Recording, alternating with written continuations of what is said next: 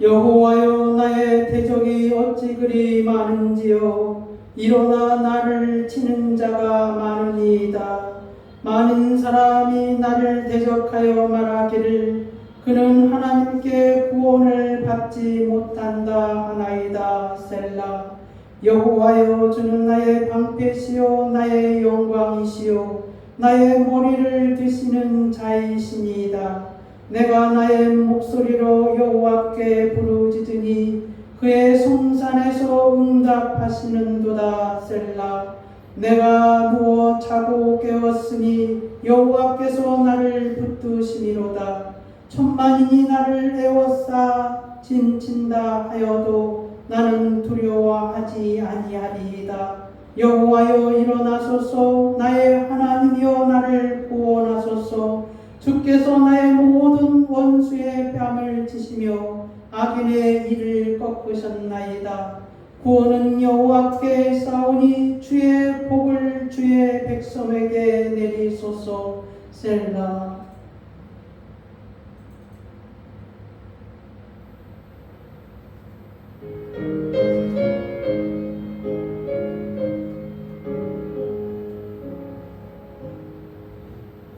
예수 우리 왕이여, 이곳에 오셔서 우리가 왕께 드리는 영광을 받아 주소서. 우리는 주의 백성, 주님은 우리 왕이라. 왕이신 예수님 모셔서 자성하사 다스리소서.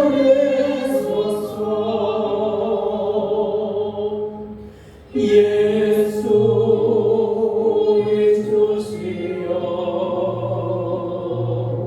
이곳에 오셔서 우리가 주께 드리는 찬양을 받아주소서. 우리는 주의 백성들, 주님을 보게 주시라. 주 대신 예수님 모셔서 이 찬양을 받아주소서.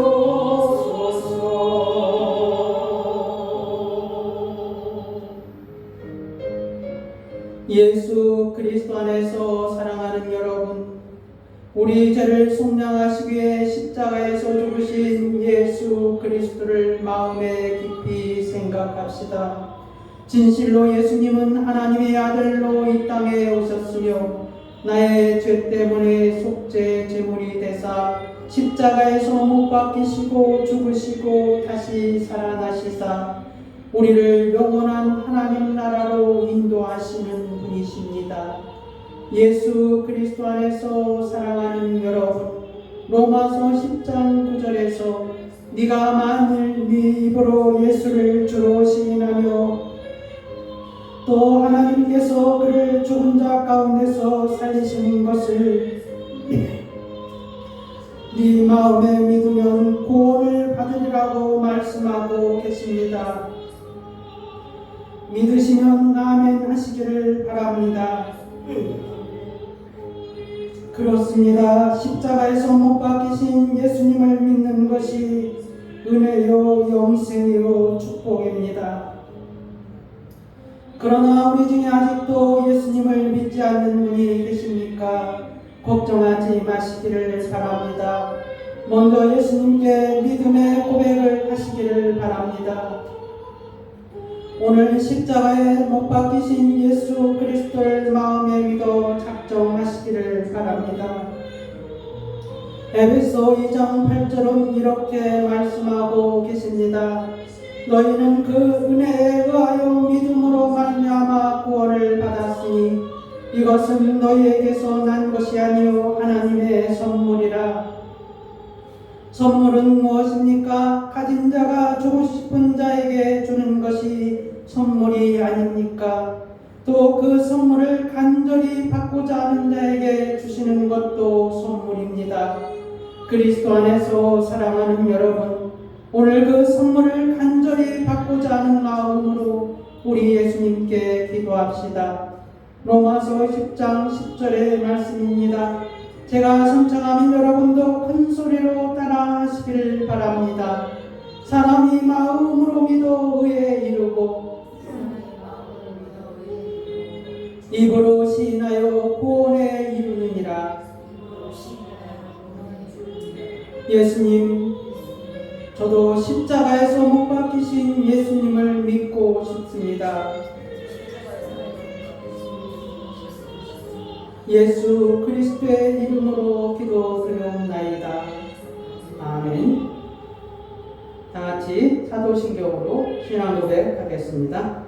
전능하사 천지를 만드신 하나님 아버지를 내가 믿사오며 그 외아들 우리 주 예수 그리스도를 믿사오니 이는 성령으로 잉태하사 동정녀 마리아에게 나시고 본디오 빌라도에게 고난을 받으사 십자가에 못 박혀 죽으시고 장사한 뒤 사흘 만에 죽은 자 가운데서 다시 살아나시며 하늘에 오르사 전능하신 하나님 우편에 앉아 계시다가 저리로서 산자와 죽은 자를 심판하러 오시리라. 성령을 믿사오며 거룩한 공예와 성부가 서로 교통하는 것과 죄를 사하여 주시는 것과 몸이 다시 사는 것과 영원히 사는 것을 믿사옵나이다.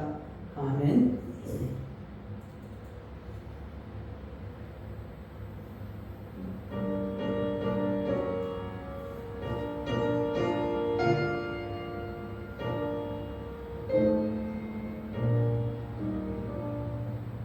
예수는 나의 예요 내 생명 되시네. 고저 예수 떠나 살면 죄종에 빠지리. 눈물이 앞을 가리고 내 맘에 근심 쌓일 때 위로하고 인도주시네. 주 예수, 예수는 나의 예예요 내 친구 되시네. 은혜를 간구하며 은총이 받으리. 내 피와 피를 주시니 주수할 곳이 많도다. 귀한 열매 주시는 주 예수, 예수는 나의 예예요 내 기쁨 되시니.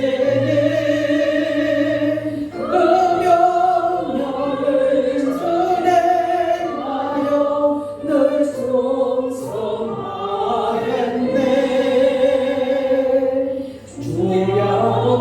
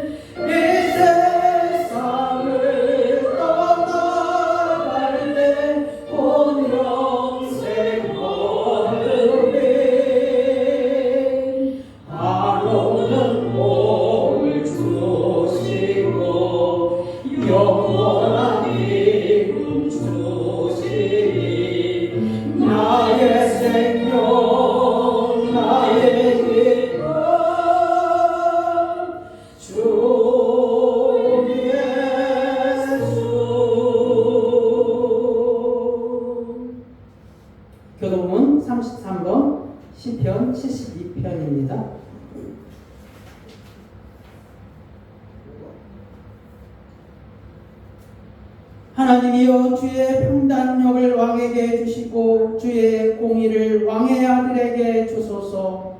그가 주의 백성을 인증하며 주의 가난한 자를 정을 인증하나니 의로 말미암아 신들이 백성에게 평강을 주며 작은 산들도 그리하리로다.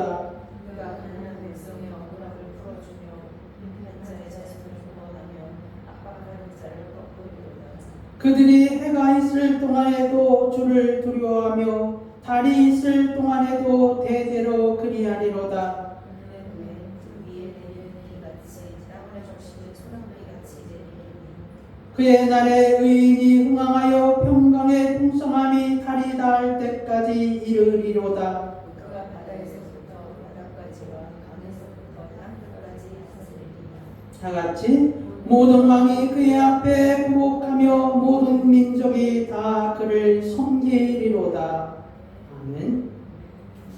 같이 자리에 앉으시고 우리 함께 기도하는 시간 갖겠습니다.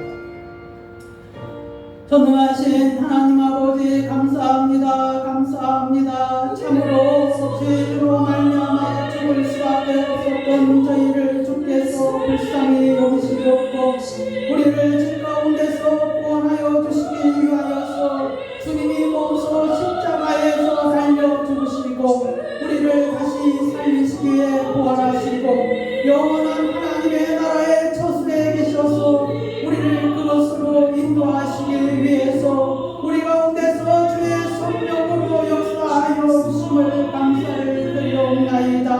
하나님 아버지여 우리가 참으로 예수 그리스도를 의지하며 살아가기를 원하옵나이다. 우리의 모든 말과 행동과 생각하는 것이 주의 뜻 가운데서 이루어지기를 원하옵나이다. 하나님 아버지여 이곳에 우리 예수 만남교회를 주님이 세우셨사옵나이다. 아버지 하나님이여 주께서 아버지 하나님이여 우리 예수 만남교회를 주님이 불쌍히 여기시옵고 은혜 가운데서 붙들어 주시기를 원하옵나이다. 아버지 하나님이여 하나님 아버지여 주께서 아버지 하나님이여 우리의 발길을 우리의 아버지 하나님이여 마음과 생각을 움직여 주시옵소서. 하나님 아버지여 이것으로 작정한 사람들을 만나게 하여 주시기를 원하옵나이다.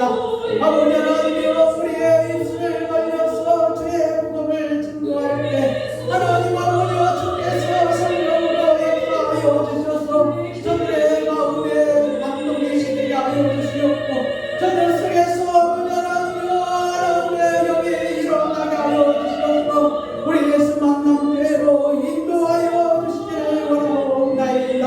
하나님 아버지여 우리 예수 만남교회가 하나님 아버지여 주 앞에서 생명력의 성도를 아버지 하나님으로 붙여주기를 위하여서 기도하고 있사옵나이다. 아버지 하나님이여 주께서 능력 가운데서 얼마든지 주의 부르심 가운데서 이곳으로 인도하여 주시기를 사옵나이다. 하나님 아버지여 우리에게 동서남북을 바라보게 하여 주시옵고 아버지 하나님이여 우리가 기도하는 곳에서 우리가 직장에서 우리가 만나는 사람들마다 우리 예수 만남교회를 증거하게 하여 주시옵소서. 하나님 아버지여 주께서 아버지 하나님이여 그것을 통하여서 하나님 아버지여 우리 예수 만남교회가 천주의 사명을 감당하게 하여 주시기를 원하옵나이다. 아직도 복음이 전파되지 않은 곳에 교회가 없는 곳에 하나님 아버지여 열가정당 한 명의 선교사를 파송하기를 원하옵나이다. 하나님 아버지여 우리가 이 일을 위하여서 이곳에 예수 만남교회를 세워사옵나이다. 주님이여 하나님 아버지여 주께서 아버지 하나님이여 우리 가운데서 하나님 아버지여 주의 말씀을 주의 복음을 증거하는 사명을 우리에게 맡겨주시기를 원하옵나이다. 하나님 아버지여 이를 하여서 우리가 개척 초기로서 하나님 아버지여 하나 차례 우리 분명히 선교사를 파송하였사옵나이다. 하나님 아버지여 우리가 체력이 넉넉한 가운데서 파송하는 것이 아니라 하나님이여 우리가 믿음을 따라서 우리 하나님 앞에 파송하였사옵나이다. 아버지 하나님이여 이 일을 하여서 협력하는 자들에게 여호와께서 그들에게 물질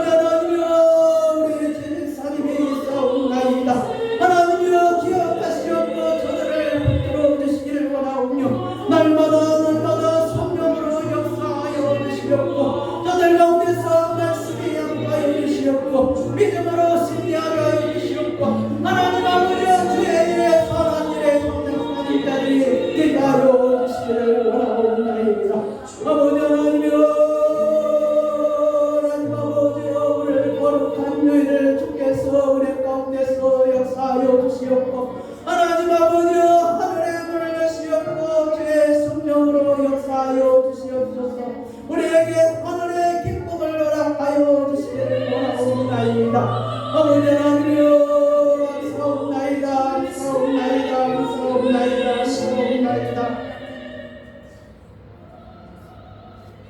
전능하신 하나님 아버지 감사합나이다. 우리가 이 땅에 살아가면서 오늘 거룩한 주일을 기억하여 하나님의 전에 나왔사옵나이다. 우리의 마음이 세상에 있지 아니하고 하늘에 있는 하늘의 도성을 바라보며 우리 주님을 생각하며 우리 하나님 앞에 영광의 찬양을 드리기 위하여서 오늘 이 자리에 모였사옵나이다.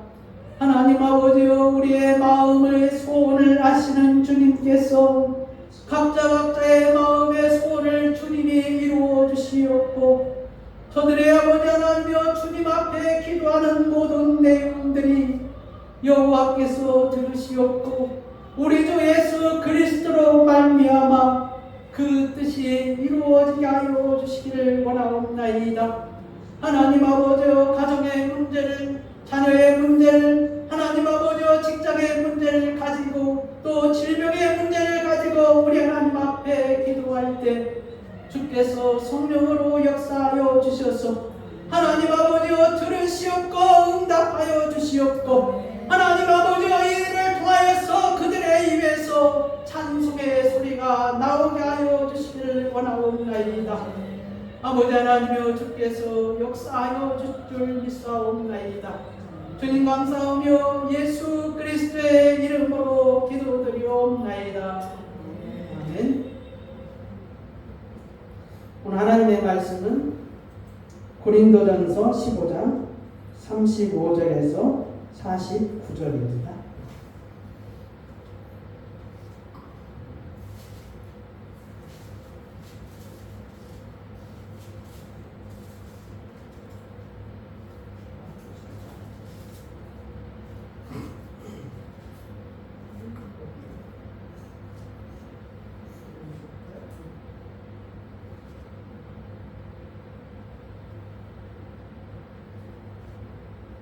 제가 공부하겠습니다.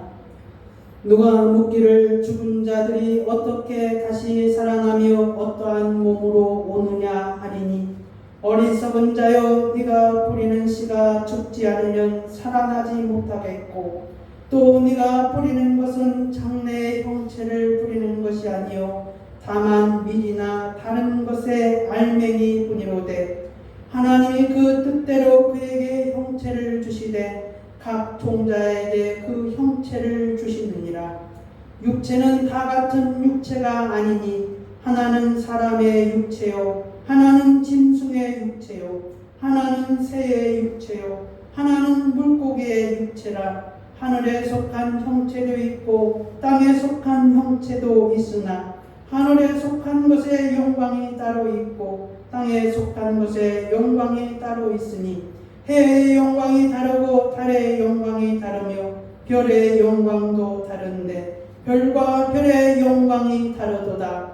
죽은 자의 부활도 그와 같으니, 썩을 것으로 심고 썩지 아니할 것으로 다시 살아나며, 욕된 것으로 심고 영광스러운 것으로 다시 살아나며, 약한 것으로 심고 강한 것으로 다시 살아나며, 육의 몸으로 심고 신령한 몸으로 다시 살아나나니, 육의 몸이 있은즉 또 영의 몸도 있느니라.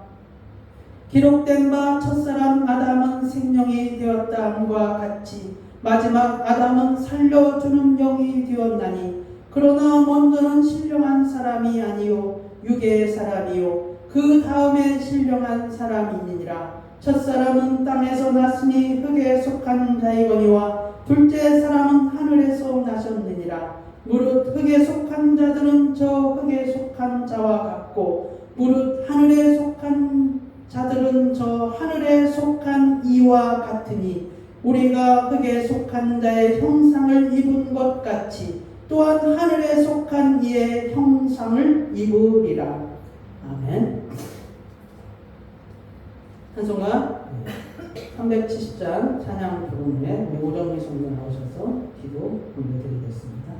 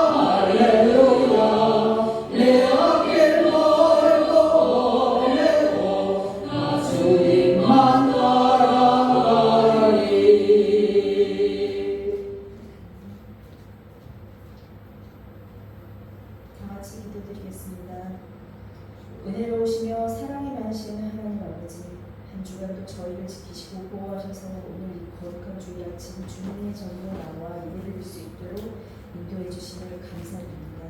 우리의 삶의 자리에 늘 함께 하시고 때마다 필요한 은혜를 보내주시는 하나님을 찬양합니다. 주님, 지난 한 주간에도 주님의 음성을 귀 기울이기보다는 세상 사람들의 말과 소리에 휩쓸릴 때가 많았음을 고백합니다. 우리에게 흔들리지 않는 단단한 믿음을 허락해 주시옵고 영적으로 깨어있게 해주시옵소서. 주님, 나라와 국민들을 위해 기도합니다. 하나님의 공의와 자비를 따라가게 하시고 지도자의 행동 결정 속에 하나님의 뜻이 스며들게 하시옵소서. 또한 우리가 세상 속에서 진리의 편에 설 수 있는 용기와 분별력을 갖게 하셔서 말씀 위에 굳건히 서는 백성 되게 하시옵소서. 아버지 하나님, 이 시간 예수 만난 교회를 위해 기도드립니다. 세상 속에 거룩한 등불이 되게 하시고 복음의 능력을 삶으로 증거하는 예수 만난 교회를 되게 주시옵소서. 또한 카자흐스탄에서 사역 중이신 김병희 선교사님과 가족들을 위해 기도드립니다.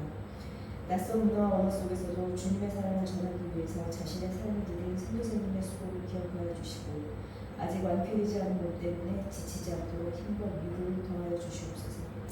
말씀을 전하시는 목사님을 위하여 기도드립니다. 목사님의 영혼과 육체가 늘 주님 안에서 평안케 하시며 말씀을 준비하실 때마다 주님의 깊은 지혜와 은혜로 채워주시고 선포되는 말씀 가운데 하나님의 뜻이 분명히 드러나게 하시옵소서.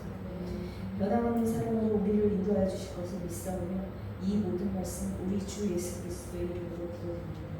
아멘.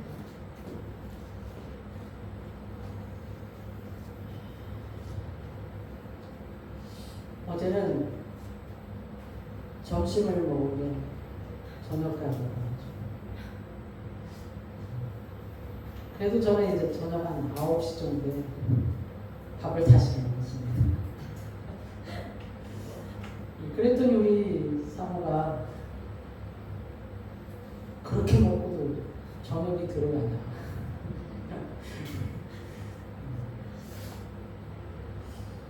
하여튼 어제 잘 먹었습니다. 세계 종교 신문이라는 신문이 있는데 2013년 7월 18일 날 인터넷에 올려진 기사 내용입니다. 거기에 보면 이제 죽음에 관하여서 각 그 종교의 그 입장을 간단하게 이렇게 써놓은 글이 있습니다. 그래서 제가 한번 그 요약해서 그 다른 종교에서 이 죽음을 어떻게 생각하는지 한번 여러분에게 전달해 드리겠습니다.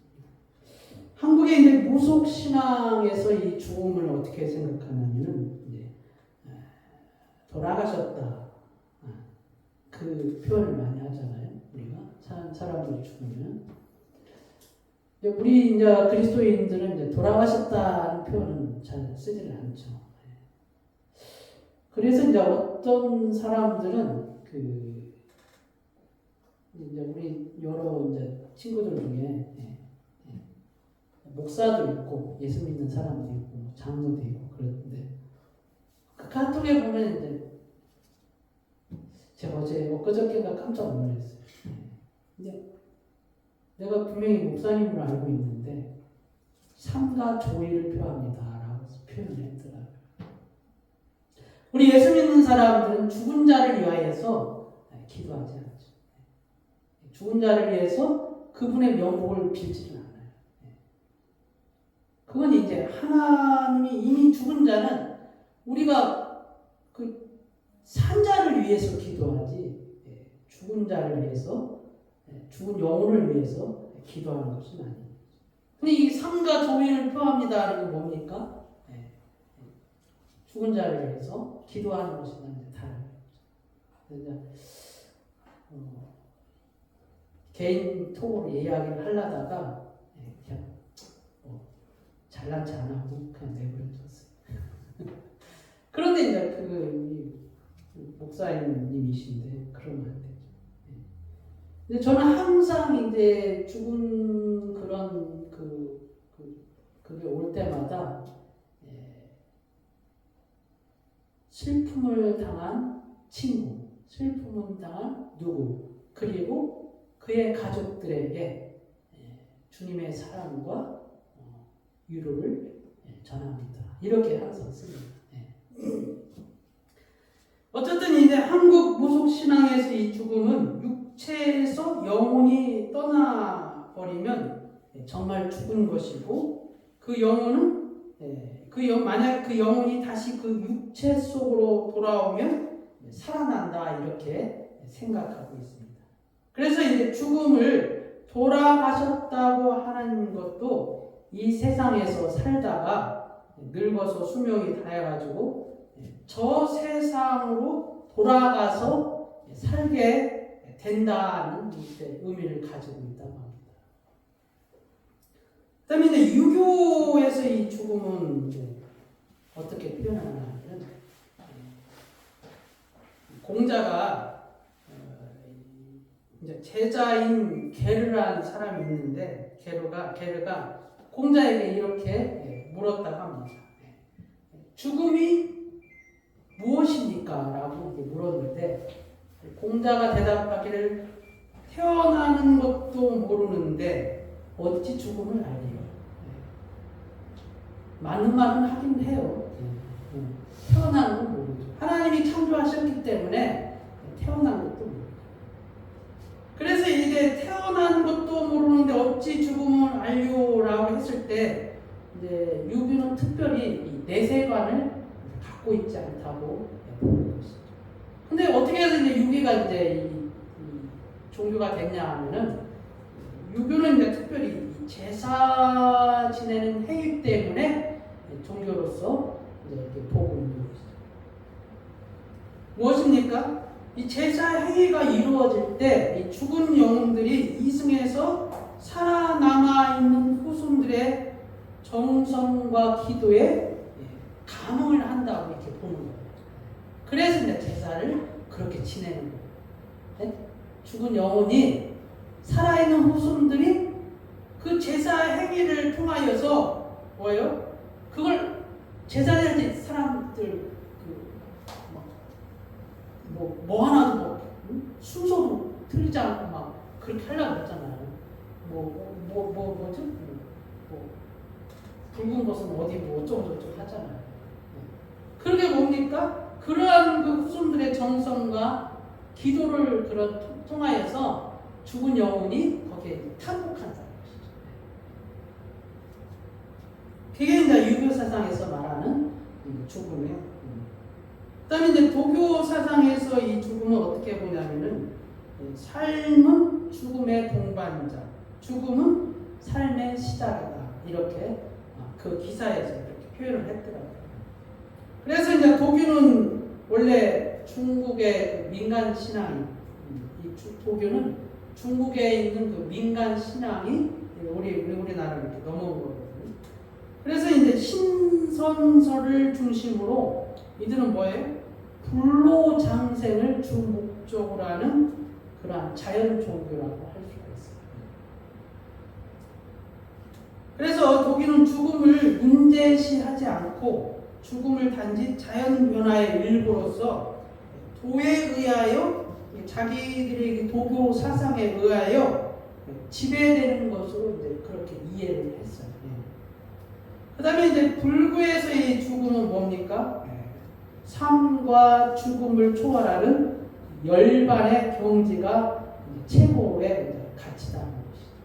그래서 여러분들 TV에서 가끔 보면은 뭐라고 합니까? 열반에 이르렀다. 누굽니까? 나는 그런 사람들 이름을 외우고 싶지 않아요. 그런 스님들 있지 않습니까? 입적한 스님들. 그래서 그런 것을 이제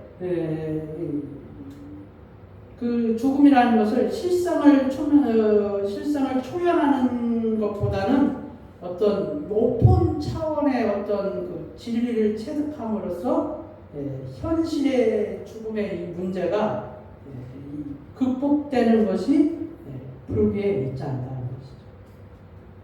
그래서 이 사람들은 이제 무심, 마음에 아무 생각 없는 그런 상태, 그 다음에 열반의 상태, 이런 것을 가리켜서 최고의 죽음이다 이렇게 표현을 하는 것이죠. 인도의 힌두교의 이제 죽음은 한마디로 이제 낡은 옷을 벗고 새 옷을 갈아입는다 이렇게 표현을 하고 있어요. 그래서 이제 인도 사람들은 죽어서 가는 세상을 야마라 이렇게 불렀대요. 야마라. 힌두어겠죠. 그래서 이게 이제 불교에서 들어오게 되었는데 이 야마가 뭐라고 이 불교에서 말하냐면 염나라 이렇게 능력이 되었대요. 염나라. 그래서 근데 이 야마라는 이 왕국에서 그 삶과 죽음이 있다는 그 삶과 죽음에 관하여서 이렇게 서로 논쟁이 일어났다는 거예요. 그래서 그들 사이에 뭐가 싹트게 됐냐면은 윤회 사상이 싹트게 됐다는 것이죠. 근데 불교에서 이 윤회 사상이 나온 건 아니죠. 이 힌두교에 있는 그 사상이 이 불교로 이렇게 자연스럽게 들어간 것이죠. 그래서 죽음이라는 것은 뭐냐면은 낡은 옷을 벗고 새 옷을 갈아입듯이 새로운 생명을 얻어 껍질을 벗는 새롭고 영원한 재생으로 이렇게 파악을 했다는 것이죠. 조금 이제 비슷하긴 하죠. 그 다음에 이제 천도교에서 말하는 이제 죽음은 뭡니까 하면은 여기는 이제 천도교의 특징은 뭐냐면은 모든 종교를 다 통합한 거예요. 천도교. 그래서 이들이 뭐라고 하냐면은 사후개체 자아의 성령이 창조적 조관계로 현존한다. 이렇게 표현을 하고 있어요.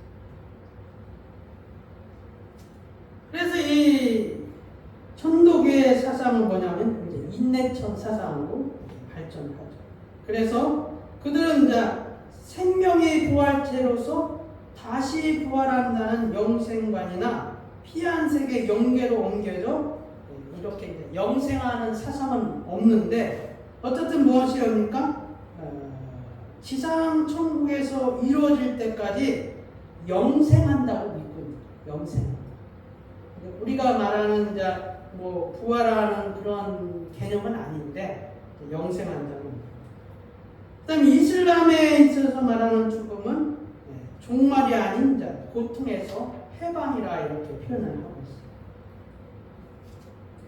이슬람에서 죽음은 종말, 생명의 성상이 아닌 영혼과 육체의 일체감을 소멸하는 의미를 가지고 있습니다. 그래서 죽음은 종말이 아니라 새로운 시작이며 고통으로부터 해방이 되기 때문에 기쁨으로 본다는 것이 이슬람에서. 그래서 그들은 신과 인간을 위한 거룩한 일을 가리켜서 지하드다 이렇게 말합니다. 신과 인간을 위한 거룩한 일에 참여하는 사람을 가리켜서 지하드. 그래서 이슬람에서 지하드 그 무장 조직이 있어요. 그 이름을 가리켜 지하드 조직이라고 해요. 그래서 그 사람들은 뭐예요? 9.11 테러 같은 경우도 뭐예요? 신과 인간이 거룩한 일에 참여한다고 이렇게 사람들을 주는 것이죠.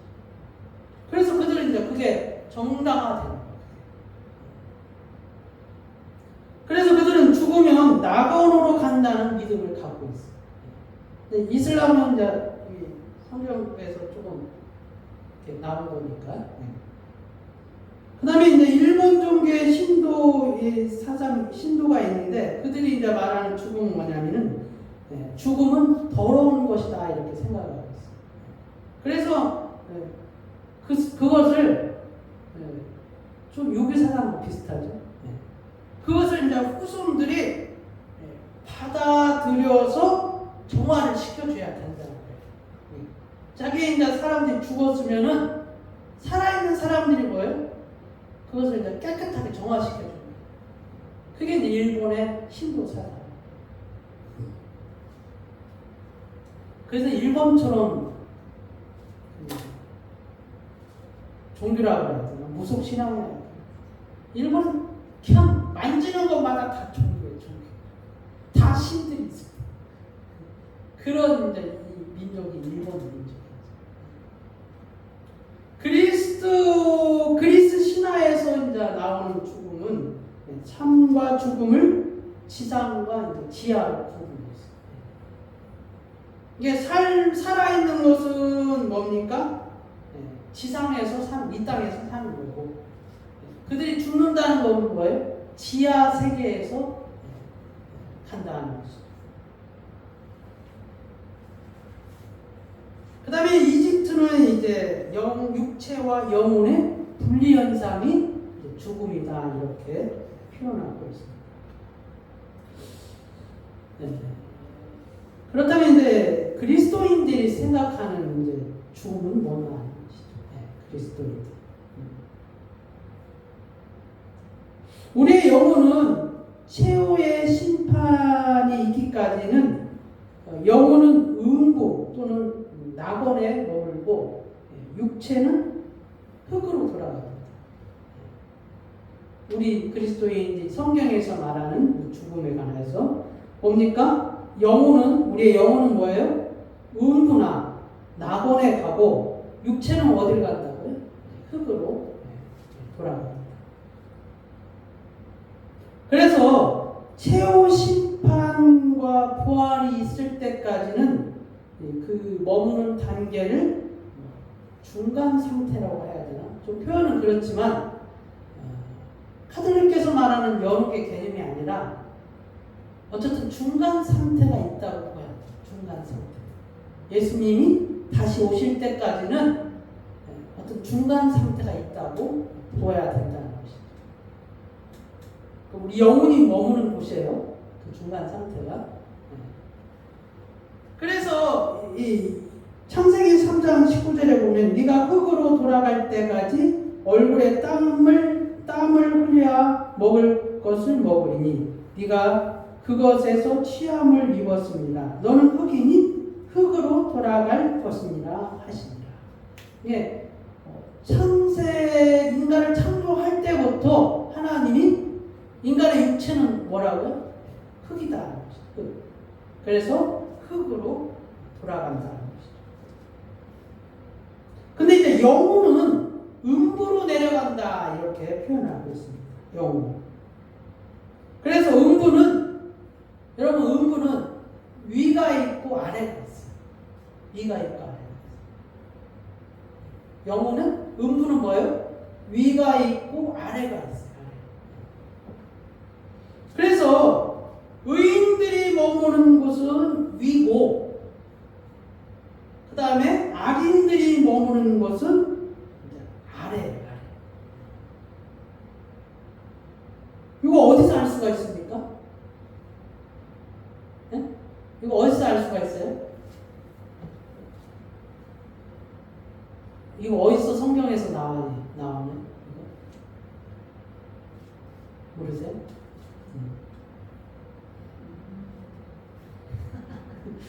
거지 났어요. 아브라함과 거지 났어요. 누가복음 16장 23절에 보면 그가 음부에서 부자죠? 부자가 그가 음부에서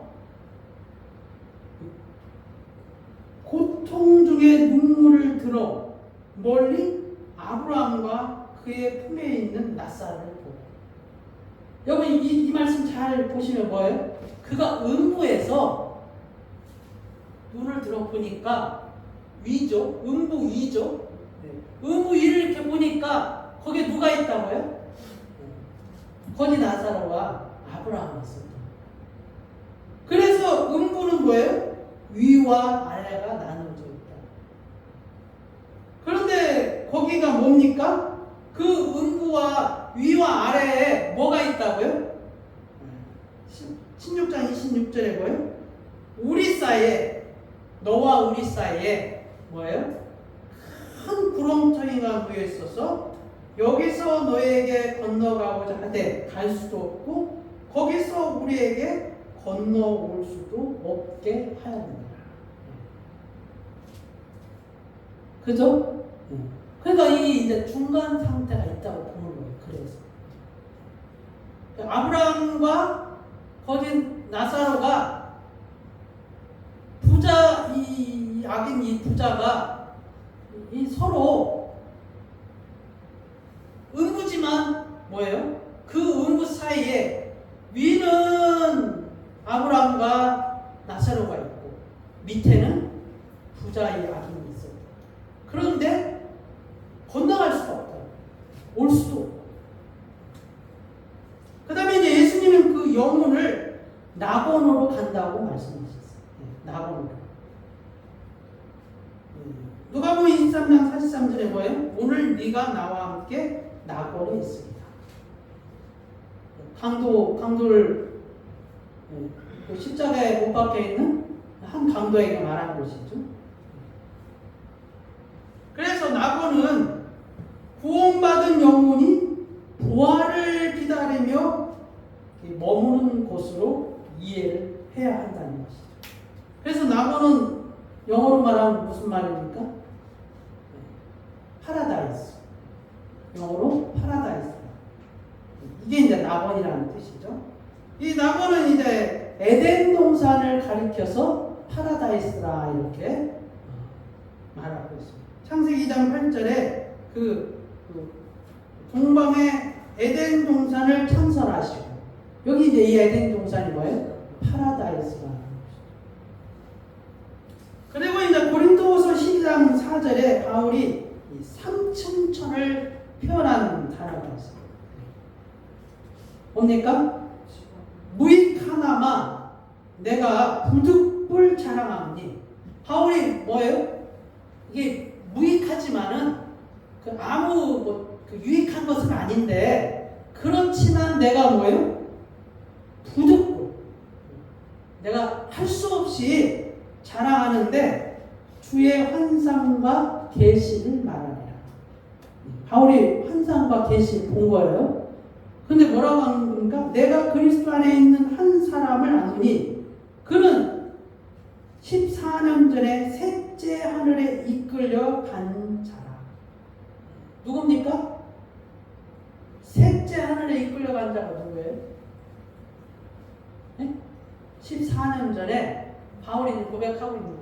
환상과 계시를 보고서 내가 한 사람을, 그리스도 안에 있는 한 사람을 내가 알고 있는데 뭐예요?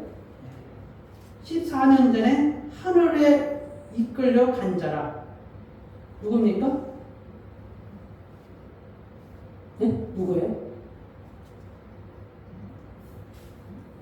그리스도예요? 바울이에요? 누구예요? 네? 네? 바울. 바울이 자기 자신을 가리켜서 그냥 한 사람을 알고 있다는 거예요. 그리스도 안에 있는 한 사람. 그리스도 안에 있는 한 사람이 누구예요? 바울이다. 그래서 그 바울이 어디를 갔다는 거예요? 셋째 하늘에 이끌려 간 자라. 그가 몸 안에 있었는지 몸 밖에 있었는지 나는 모르거니와 하나님은 아십니다. 자기를 가리켜서 제3자의 입장에서 이렇게 관찰해서 지금 말하고 있는 거예요. 네? 자기 몸이 몸 안에 있었는지 자기 영혼이 몸 안에 있었는지 몸 밖에 있었는지 나는 모른다는 거예요. 네? 자기 영혼이. 그런데 내가 이런 사람을 아느니 그가 몸 안에 있었는지 몸 밖에 있었는지 나는 모르거니 하나님은 아시니라. 그가 어디로 갔다고요? 낙원으로 이끌려 가서 말로 표현할 수 없는 말을 들었으니 사람이 가히 이르지 못할 말입니다. 네.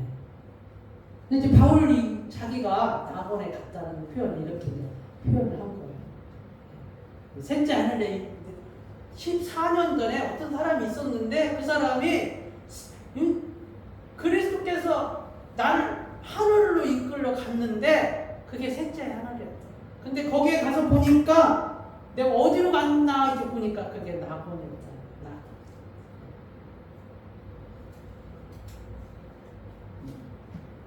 그래서 결론적으로 이제 그리스도인들의 이 죽음이라는 것은 그리스도인에게서 이 죽음이라는 것은 영혼이 육체를 떠나 주와 함께 있는 것이 그리스도인들의 죽음이에요. 네. 그죠? 지금까지 이렇게 말하는 거 보면은 그렇죠? 그게 이제 누가복음 23장 43절에 보면은 바로 앞에 말씀한 것처럼 뭡니까? 오늘 네가 나와 함께 낙원에 있습니다. 십자가에 함께 매달려 있는 한편 강도에게 말하는 것이죠. 고린도후서 5장 6절에 보면은 만일 땅에 있는 우리의 장막집이 무너지면 하나님께서 지으신 집, 곧 손으로 지으신 것이 아니요 하늘에 있는 영원한 집이 우리에게 있는 줄 아느니라. 뭡니까? 땅에 있는 우리의 장막의 집이 무너진다. 뭐예요? 뭡니까? 우리 육체가 무너진다. 영혼이 거하고 있는 이 장막, 육체가 무너지면 어디로 간다고요? 하늘에 있는 영원한 집이 우리 집인 줄 아느니. 그래서 뭡니까?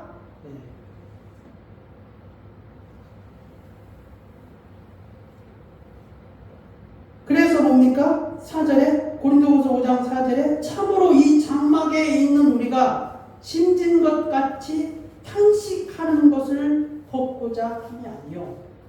뭡니까? 오히려 덧입고자 함이니 죽을 것이 생명에 숨긴 바 되게 하려 합니다. 우리의 영혼이 우리 영혼이 뭐예요? 하늘에 있는 그 생명에 숨긴 바 되게 그것으로 뭐예요? 덧입고자 함이라. 그 다음에 이제 빌립보서 1장 23절에서도 바울이 말하기를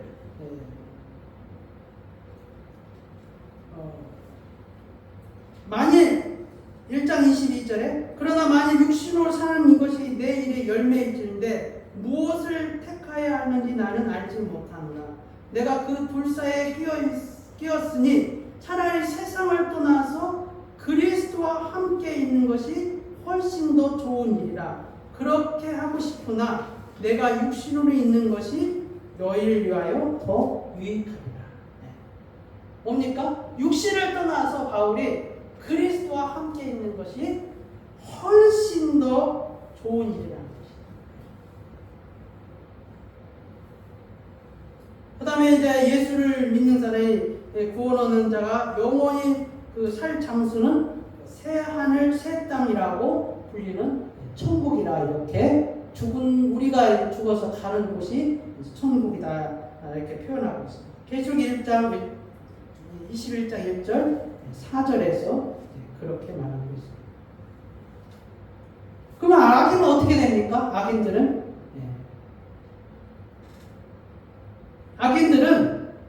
악인들이 죽은 그 이후에도 뭡니까? 의식을 가진 상태에서 영혼이 의식을 가진 상태에서 마태복음에 보면은 주님이 뭐라고 말하냐면은 마땅히 두려워할 자를 두려워라 하면서 뭐라고 그랬어요? 능히 몸과 영혼을 죽이는 자를 두려워라 그랬어요. 네, 죽는 땅에서 영혼이 죽는 건 아니에요. 육체가 흙으로 돌아가는 것이지 악인도 뭐예요? 영혼은 살아있다는 거죠. 근데 이제 마지막 심판 때 뭐예요? 영혼을 주님이 멸하신다. 그래서 주님 앞으로부터 쫓겨나서 고통과 후회와 후회 가운데서 지내며 심판의 부활을 기다리는 것이 악인이 죽은 자의 상태. 마태복음 25장 30절에 46절에 보면은 이 무익한 종을 바깥 어두운 데로 내쫓으라. 거기서 슬피 울며 이를 갈리라. 25장 46절 그들은 영벌에 의인들은 영생에 들어가게 하시니라. 마가복음 9장 43절과 데살로니가 후서 1장 8절 9절에서도 이렇게 말하고 있습니다. 그런데 오늘 이제 본문 말씀을 보면은 바울이 다른 시각에서 그리스도인들의 죽음을 이제 말하고 있다는 것이죠. 결국 바울은 이것을 위해 어떻게 보면 바울은 이것 때문에 모든 것을 버리고 견디고 참고 그리고 그리스도의 십자가에 복음을 전하는 일에 모든 것을 다 바쳤다고 볼 수 있습니다. 그 당시 이제 사도계인들은 몸의 부활을 믿지 않았습니다. 몸의 부활. 여러분 사도계인들은 어떤 사람이냐면 우리말로 하면은 지식인들이에요. 율법을 연구하는 사람을 가리켜서 율법의 학자들을 사도계인들이라 이렇게 보면 돼요. 그래서 지식인들이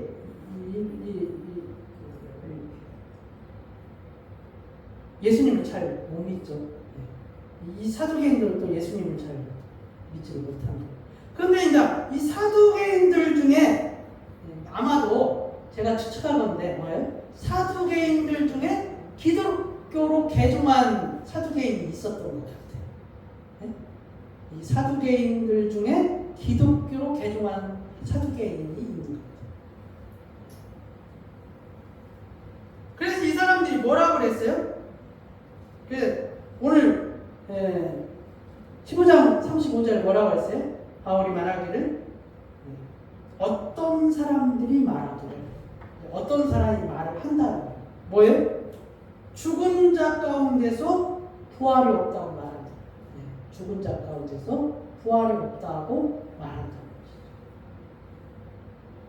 여러분 오늘날에도 부활이 없다고 말하는 교회도 있어요. 목사들. 근데 이제 바울의 입장으로 돌아가면 뭐예요? 그러면 좋다 이거예요.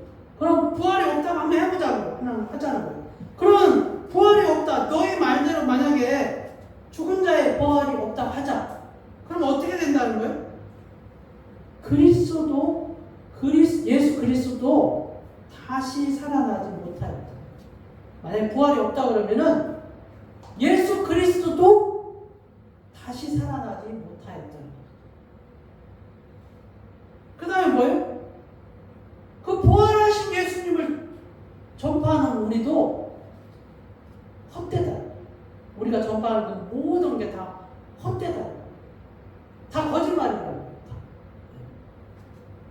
그래서 뭐예요? 결과적으로 우리가 그렇게 믿고 있는 이 믿음도 헛되다.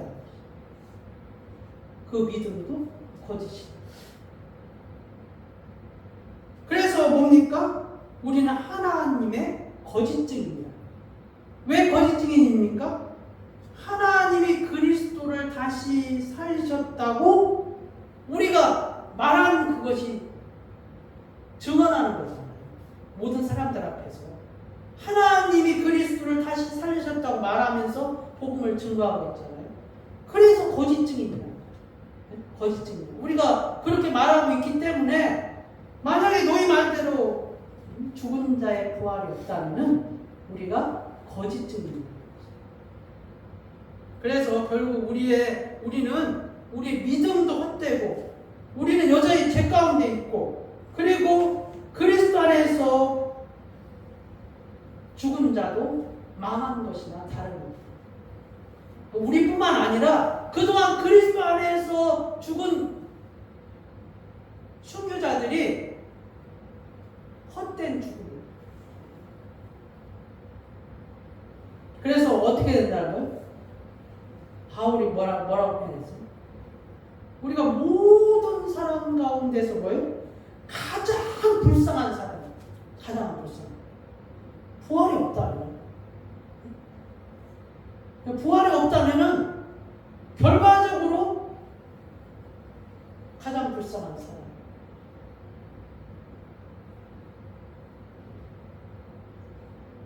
죽은 자들이 어떻게 다시 살아나게? 죽은 자들이 어떻게 다시 살아나게? 이렇게 물으면은 그래서 뭐예요? 너희는 이렇게 대답하라. 너희는 이렇게 믿으라. 너희는 이렇게 알고 있으라.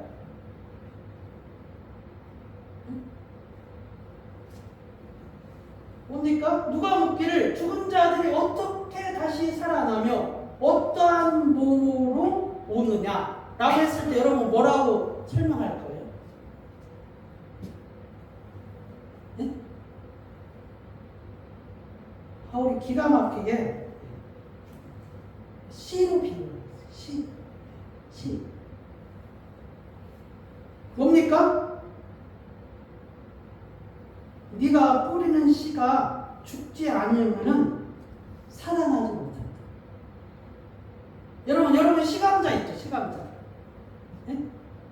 이 시감자를 땅에 묻으면 어떻게 돼요? 감자 속에 있는 영양분을 다 빨아들여서 그 시감자는 빈 껍데기가 되고 싹이 나잖아요. 네? 그와 같다는 거예요. 우리 몸의 부활이. 그래서 뭡니까? 네가 뿌리는 것은 장래의 형체를 뿌리는 것이 아니다. 이 말이 무슨 말인지 아세요? 네? 이 말이 무슨 말이에요?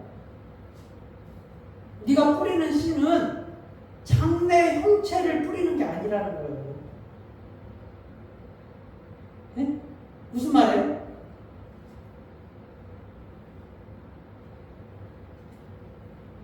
씨하고 나중에 나는 열매는 모양이 틀린 거예요. 같지 않다는 거예요. 네? 네가 사과나무를 따기 위해서 땅에다 사과를 심는 게 아니라는 거예요. 뭐를 심는다고요? 씨를 뿌린다는 거예요. 이게 그 씨가 사과나무가 될 줄은 사실은 사과나무가 돼야 하는 거잖아요. 그래서 그 네가 뿌리는 씨가 장래에 나타날 그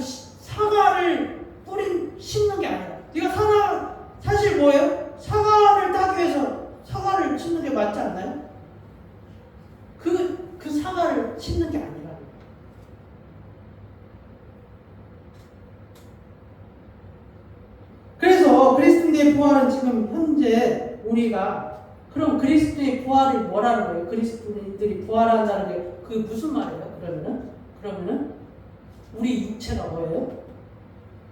우리가 지금 이 육체가 뭐예요? 네? 우리 육체가 뭐라는 거예요 지금?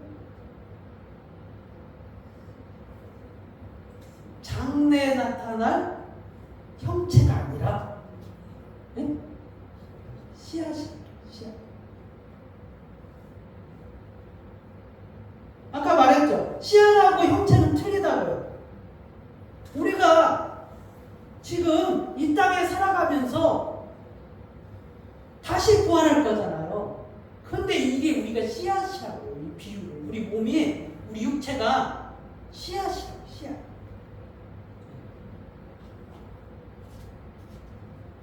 그래서 뭡니까? 장래 형체를 몸의 부활을 보기 위해서 심겨진 씨앗이라는 거예요. 우리 육체가 장래 몸의 부활을 보기 위해서 심겨지는 씨앗이야. 씨앗. 그래서 어떻게 됩니까? 썩을 것으로 심었다는 거예요. 아까 감자 씨가 여러분 썩을 것으로 심잖아요. 그 감자를 썩잖아요. 그리고 싹이 나고 잎이 나서 열매가 맺혀있잖아요. 그러니까 우리의 육체가 뭐예요? 이 땅에 살면서 썩을 것으로 심었다는 거예요. 썩을 것으로. 그래서 어떻게 된다는 거예요? 그래서 썩지 아니할 것으로 다시 살아난다. 이게 이해가 됩니까? 우리가 이게 그렇게 생각을 해야 돼요. 우리 육체가 씨앗이라고 생각하고 우리가 이 땅에 살면서 심겨진다는 거예요. 왜? 다시 살아날 것으로 썩지 아니할 다시 살아날 것으로 살아나기 때문에. 그래서 뭡니까? 43절에 욕된 것으로 심고 영광스러운 것으로 다시 살아나. 그러니까 이게 씨앗이 썩는다는 것이 여러분 욕된 것을 심겨진다는 것이 우리가 우리 이 땅에 살아가면서 우리가 씨앗인데 그거 뭐예요? 복음을 위해서 뭡니까? 비난을 받고 그렇게 막 이런 것들이 사실은 좋은 건 아니잖아요. 그 욕된 것으로 심겨진다. 욕된 것. 그래서 뭡니까? 그 욕된 것으로 심겨지면은 뭐예요? 다시 살아나는데 영광스러운 것으로 다시 살아납니다. 약한 것으로 심고 강한 것으로 다시 살아납니다. 육의 몸으로 심고 신령한 몸으로 다시 살아납니다. 다시 하십시오. 다시 살아나는 것은 그 씨앗과는 전혀 다른 거예요. 전혀. 그래서 씨가 있으므로 열매가 있다는 것이죠. 씨가 있으므로 우리가 육체의 삶을 육체의 그 삶이 살음으로 그리스도를 믿는 자는 뭐예요? 다시 부활합니다. 새로운 생명이죠.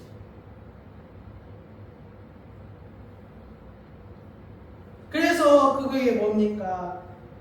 표현하기를 뭐예요? 다 영광이 다 다르다.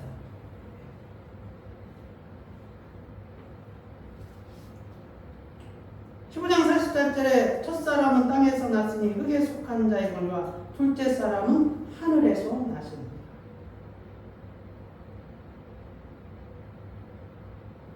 여러분, 우리가 땅에 속한 자로 살면은, 네? 땅에서 난 아담의 상태로 살면은 어디에 속한 자예요? 땅에 속한 자. 그런데 주님은 어디에 속한 자예요? 주님은 하늘에 속한 자. 이 땅에 태어났지만은 하늘에 속한 자예요. 왜 하늘에 속한 자입니까? 아담의 씨로 태어나지 않았어요. 네? 주님이 아담의 씨로 태어났습니까? 아니잖아요. 동정녀 성령으로 잉태됐죠. 동정녀에게 성령으로 잉태됐죠. 그러니까 하늘에 속한 성령으로 태어났기 때문에 땅에 속한 자, 하늘에 속한 자. 그래, 하늘에 속한 자가 뭡니까? 하늘에 속한 자는 하늘에 속한 이와 같다. 이와 같다. 무슨 말이에요? 하늘에 지금 속하 있는 주님과 같다. 네? 하늘에 속한 자. 그래서 어떻게 된다는 거예요? 하늘에 속한 그 주님의 형상을 덧입는 것이 다시 죽은 자가 다시 부활했을 때 형체라.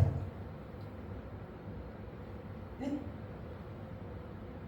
죽은 자가 다시 부활했을 때 형체가 누구의 모습과 같다는 거예요? 하늘에 속한 이의 형상을 이루리라. 15장 49절. 네? 하늘에 속한 이의 이가 누구예요? 예수 그리스도 아니에요. 그래, 죽었다가 살아나신 예수님이 하늘에 속한 형상이 되었는데 그 형상을 우리가 입는 것이 죽은 자가 부활합니다. 그게 오늘 성경에서 말하고 있는 내용입니다. 어떻게 다시 살아나느냐. 누가 묻기를 죽은 자들이 어떻게 다시 살아나느냐. 기가 막히지 않아요? 시의 비유를 다 들어가면서 그리스도의 부활을 얘기합니다. 여러분, 이 사실을 여러분이 믿어야 된다는 거예요.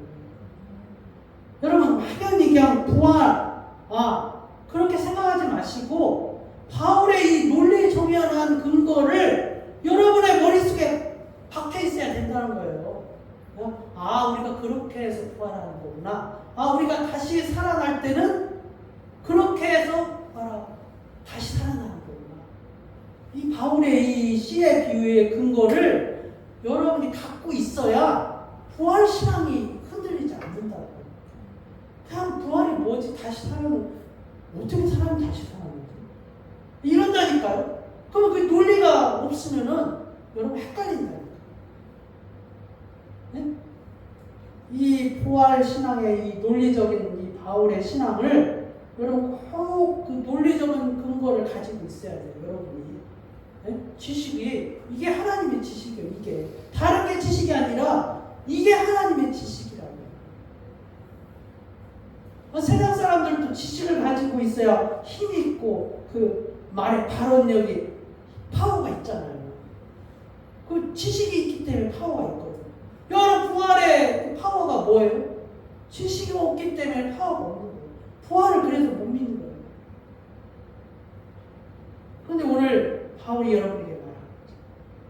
부활에 대해서 누가 묻거든 이렇게 생각하라. 이런 논리적인 근거를 가지고 그들에게 말하라는 것입니다. 오늘 어떻게 다시 살아나느냐, 죽은 자가 어떻게 다시 살아나느냐, 이 문맥에 여러분 분명한 논리적 근거를 가지고 부활 신앙을 가지시는 여러분이 되시길 바랍니다. 찬송가 500장 찬양하고 준비하신 헌금 드리겠습니다.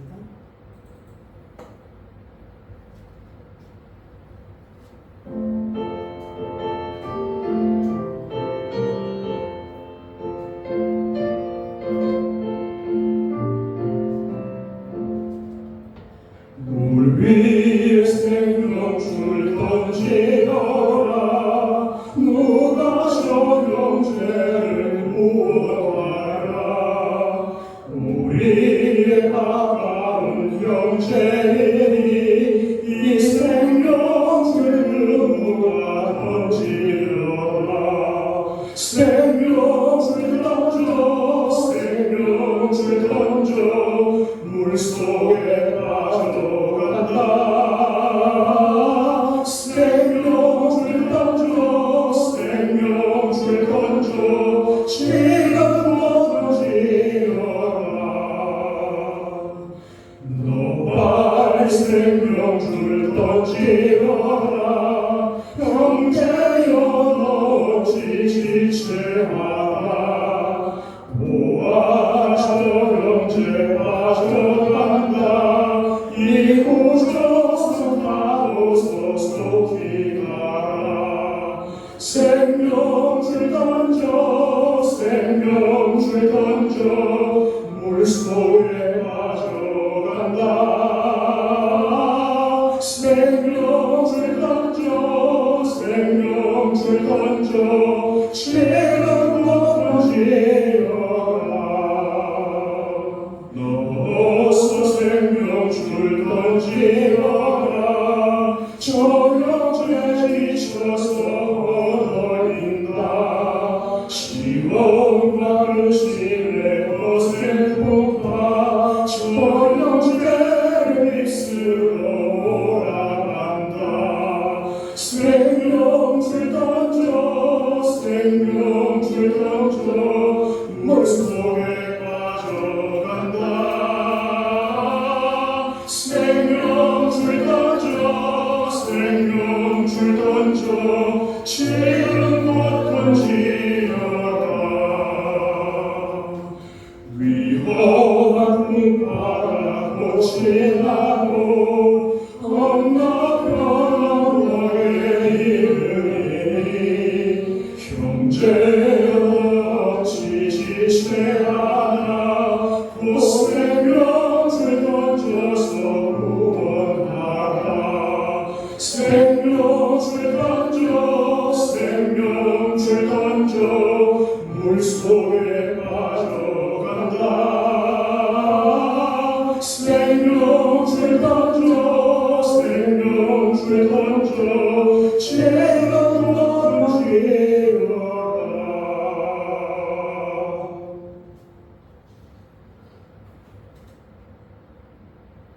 존귀하신 하나님 아버지 감사합니다. 사랑하는 자들이 여호와 하나님 앞에 나올 때 주님께 드리고 싶은 마음으로 마음과 뜻과 정성을 모아서 우리 하나님 앞에 예물을 드리기를 원하옵나이다. 우리가 믿음으로 드리기를 원하옵나이다. 다른 사람의 체면이나 다른 사람의 눈치를 보고 드리는 것이 아니라 각각의 마음에 따라 우리 주님 앞에 드리기를 원하옵나이다. 두랩돈에 동전을 넣으시는 과부의 헌금을 예물을 보면서 가장 많이 드린 예물이라 칭찬하신 주님께서 우리 애가 드리는 예물이 우리 하나님 앞에 가장 많은 것으로 주님께 드렸다 칭찬을 받게 하여 주시옵소서. 은과 금 이 세상의 모든 만물의 주가 되시는 여호와께서 우리에게 필요한 것을 채워주시옵고 우리에게 필요한 것을 공급하여 주시옵고 주께서 그 많은 것들로 우리의 삶이 풍성해지기를 원하옵나이다. 주님 감사하며 예수 그리스도의 이름으로 기도드리옵나이다. 아멘. 요절은 이제 2부 광고 시간에 확인하고 다 같이 일어나셔서 예수의 이름으로 찬양드리며 축도함으로 예배 마치겠습니다.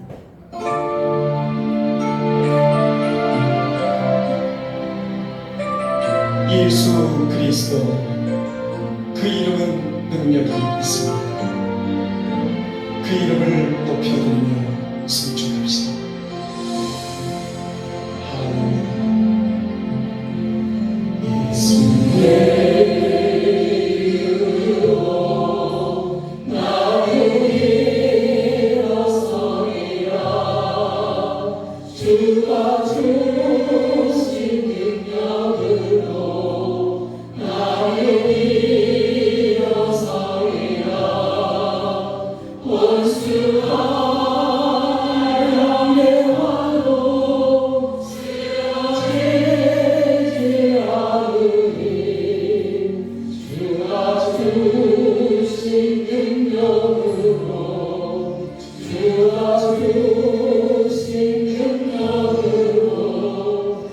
주가 주신 능력으로 일어서리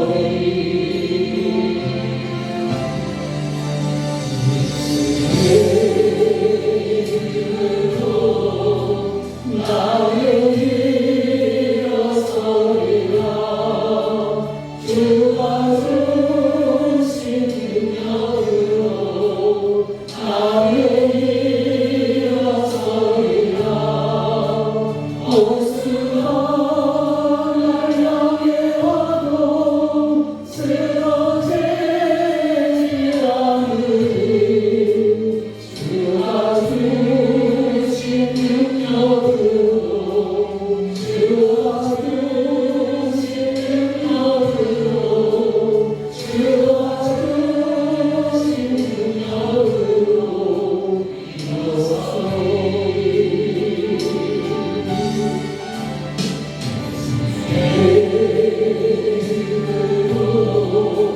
나는 일어서리라 주가 주신 능력으로 나는 일어서리라 온수가 나에게 와도 쓰러지지 않으리 주가 주신 능력으로 주가 주신 능력으로 주가 주신 능력으로 일어서리